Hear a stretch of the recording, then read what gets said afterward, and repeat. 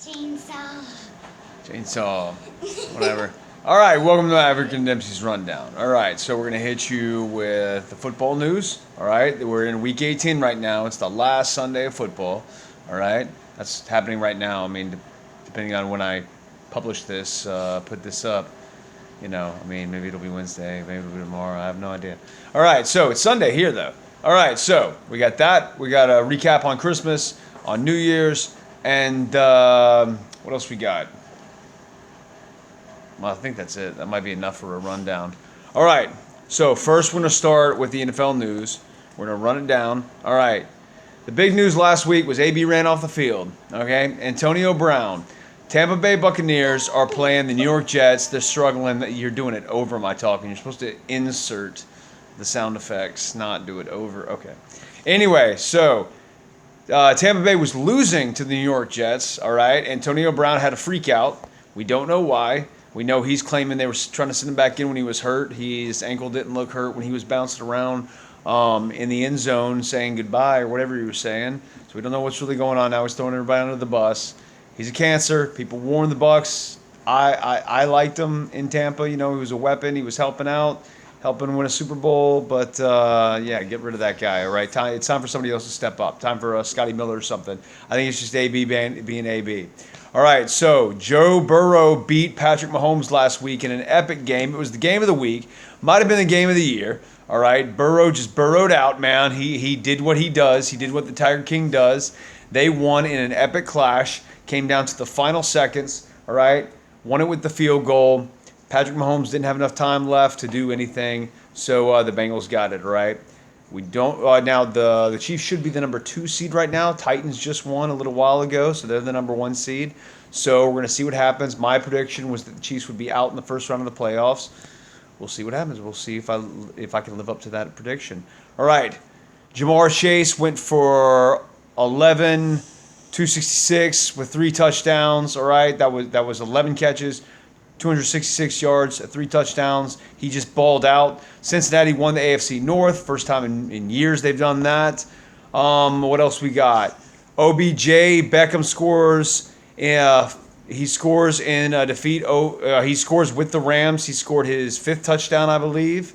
Let's see what else happened. New England and Seattle each scored 50 points. That was a shocker right there. Came out of nowhere. All right. Russ throws for 4 touchdowns. Denver, Cleveland, Miami were all eliminated last week, and we've already had games been going on. We got some others that have been eliminated. I think, let's see, who got eliminated? Bears have been eliminated for a while. The Colts, I believe the Colts just got eliminated. And Pittsburgh's still alive. Pittsburgh's got a playoff spot as long as the Raiders and Colts don't, Raiders and Chargers don't tie tonight. I don't think they would. They'd have to throw the game, just kneel everything. So we'll see. We'll see who takes that game over, right? All right. You all right? You all right then? This gets heavy. Okay. That really had something to do here with that talk. All right. So, MVP right now. Who's going to be the MVP? Aaron Rodgers, Tom Brady, Burrow. They're the 3 QBs leading the pack right now. A lot of people are saying A-Rod, unless some bias could get him. He's got the fewest interceptions. I think it's 40 touchdowns and only 4 interceptions. He looks good on that, but also, are you not taking enough risk to win the game? Everybody that talks about those interceptions or those lack of interceptions always forgets that. I mean, some of the most interceptions ever been thrown, you have guys like Brett Favre and Peyton Manning and Drew Brees. So they all garbage because they threw so many interceptions? No. Maybe they're not the best because they threw so many interceptions. But also, maybe they're the risk takers, and sometimes you got to take a risk. Or oftentimes, you have to take risk if you want that. If you want that win, is the juice worth the squeeze? All right. So my favorite, honestly, I think Burrow. I think Burrow took the worst team in the AFC North to the top of the AFC North. I don't know how you can argue against that. If Aaron Rodgers wasn't the quarterback of the Packers, would they still be a good team? I believe so. When Tom Brady wasn't the quarterback of the Buccaneers, they were a crap team. They didn't make the playoffs, so maybe they weren't the worst in their division, but actually I think they did go a few years the worst in their division. So you have arguments against both. I think Rodgers is the favorite. I think his stats and record is a little prettier, and he balled out last week.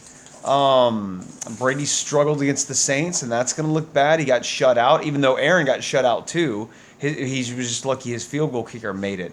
So all his fans were like, oh, he didn't get shut out against the Saints. Oh, no, his field goal kicker scored 3 points. No, Aaron still got shut out. He didn't kick the ball on that. He still got shut out. He still didn't score a point. All right? But whatever. That's neither here nor there. All right, so we're anxious to see what happens. We're going to come back hopefully later this week with another football podcast. We need to hit the football a little bit more because we're running out of time, and things are getting kind of hairy here as the playoffs are starting. But we're going to do a quick end of the year rundown on the movies, all right? Because we just saw another movie the other day. We've seen a lot of the new movies that have been coming out, more so than usual, and so we're going to do it. Do you want to give your top 5 first? Yes, I would love Top 5 to. movies of the year according to Dempsey Ricketts. You got to wait for that intro. Okay. Go for it. Number 1 is Spider-Man No Way Home. All right. It was really good. Number 2 would be, what was it called? Oh yeah, Ghostbusters. Ghostbusters Afterlife, all right? I like that. Okay. Number 3 would be the one that we just saw, American Underdog. The story of Kurt Warner. I liked it more than I thought I would. Number 4 would be the Paw Patrol movie that came out. The only reason it's number 4, they didn't bring back some characters. Number 5, probably Jungle Cruise. All right. All right, and mine, I guess I'll start with number 1. All right, just like she did. I could start with number 5, but I might forget if I start at 5. So, all right. So number 1, I agree. Spider-Man: No Way Home. The movie had everything you needed. It had nostalgia. It had good feels. It had comedy. It had action. It was just a great movie. It was long, and you never felt like it was long. There were no lulls. There were no slow parts, which made it hard to go to the bathroom. But it was a fantastic movie from top to bottom. It was everything I wanted it to be, and I don't think there's anything I would have changed about it, which is rare in movies. Number 2, I think I would go Jungle Cruise. Now, all these are on first watch. We've only seen these movies once. So all of them are on first watch. I think I would maybe go Jungle Cruise for pure family enjoyability. I love The Rock, so that tips him over the Kurt Warner movie a little bit. 3, I'd probably go American Underdog. Ghostbusters had the nostalgia. Ghostbusters had that special feeling toward the end of the movie. But Ghostbusters Afterlife is not going to be one of my favorite of all-time movies. The original Ghostbusters is one of my all-time favorite movies, even though I do dig it. All right? The American Underdog is going to be one of my favorite movies. I think on a second watch, I think it's going to beat Jungle Cruise, possibly. But from first-time viewing, I will give Spider-Man, Jungle Cruise, and then American Underdog, which is an amazing movie. Fit for everyone, non-sports fans, sports fans, parents, kids, romantic couples. I mean, it's like it tugged at my heart like Jerry Maguire and Rocky 2. If you see those movies, you'll see what I'm talking about. Invincible, another football movie with Mark Wahlberg that it was reminiscent of. It's just that underdog living a dream. And then at 4, I would go Ghostbusters Afterlife for all the reasons I had said already. And I think it just beats The Rock's Netflix movie with Ryan Reynolds and Gal Gadot. What was that called? Red Notice. Red Notice. I think it just barely beats Red Notice. And once again, I think on second watch, now that you know the surprises in Ghostbusters, now that you know the cameos and you know how it works out and you know the story, I think Red Notice is probably going to be a better movie. But we're doing on first time watch because they've all been first time watch for us. I'd give Ghostbusters, and then I hit you with Red Notice at number 5. All right. After that, I don't know. I don't have a bunch of honorable mentions. I mean, maybe I'll throw in a Paw Patrol. That was a pretty decent family movie. I enjoyed that more than I thought I would. All right. I have one more thing. Go. If you do not like the new Spider-Man, you will be arrested. Fair enough. All right. Okay. Now we're going to do Christmas movie rundown. The Christmas podcast last year was our most popular podcast that I think we've ever had. So I'm gonna start with the honorable mentions. We're gonna do a little countdown of favorite Christmas. This favorite Christmas movies right now, because it's gonna change every year. Things get played out. Your taste changes. Like my top 3 favorite movies of all time are never gonna change, but my Christmas movies are, because sometimes you're going to be like, I saw that one last year, or a new one comes out, et cetera, et cetera. All right, so going to give honorable mentions of the classics that don't make the top 10, but they're always in that top 15, top 20. They're always a good watch, but I don't need to watch them every year because they come on TV all the time. And that's no particular order: A Christmas Story, Home Alone 1 and 2, Elf, and It's a Wonderful Life. All right, all those are great movies. They get played a lot. I don't want to watch them every Christmas, but I can watch them every Christmas. All right. Now we have this is in no particular order. I don't even know how many there are, so I'm just going to name them off. But we have the I guess it's a Christmas movie list, where there's debate whether it's a Christmas movie or not. But if it has a little bit of Christmas, I'm going to call it a Christmas movie. I don't have these ranked. I'm just going to shout them out. All right. We have, of course, the king of it with most people, Die Hard. All right, legendary Die Hard. It is a Christmas movie. I don't care. Bruce Willis made a joke, and it's a Bruce Willis movie, not a Christmas movie. And people act like that was him, testifying against it in the court of law. All right, it's a Christmas movie. Okay, Rocky 4. And you know what? I'll throw in Rocky 1. Rocky 1 kind of felt like a Christmas movie too. They had Thanksgiving, they had Christmas in there, right? Batman Returns, which could be at the top of this list if I made one that feels the most Christmassy.